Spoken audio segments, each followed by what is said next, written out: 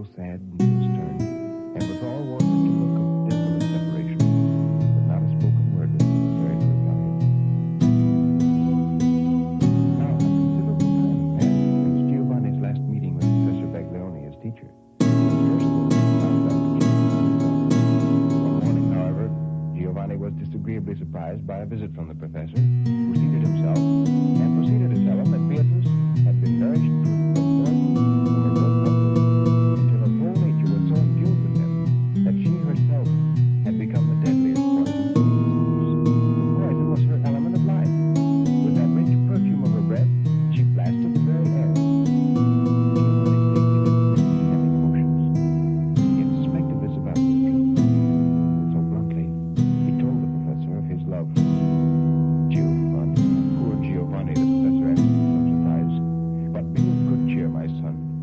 Possibly we may even succeed in bringing back this miserable child within the limits of ordinary nature, from which your father's madness has estranged her. Presented Giovanni with a small vial. What she said was an antidote that would render the most virulent poison innocuous. Fill the vial by your Beatrice, and hope for your yourself. Then, with a comment on the singular fragrance in the apartment, the professor took his leave. The next morning, Giovanni, preparing for his regular visit with Beatrice, purchased a bouquet that was still jet with the morning dewdrops and returned home. But as he put the flowers down, a thrill of indefinable horror shot through his frame as he perceived that those little flowers were already beginning to droop. Giovanni grew quite astounded. He remembered the professor's remark about the fragrance in the chamber.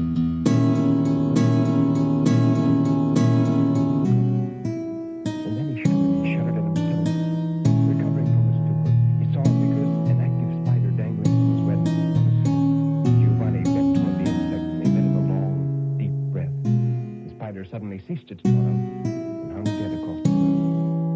With great wrath and despair, he rushed down to the garden and, in an instant, was standing before the bright and loving eyes of Beatrice. "Accursed one, you made me like you and enticed me into your region of unspeakable horror."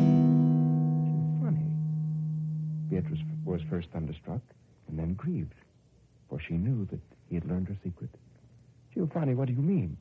Do you pretend ignorance? Behold this power I've gained from the pure daughter of Rappaccini."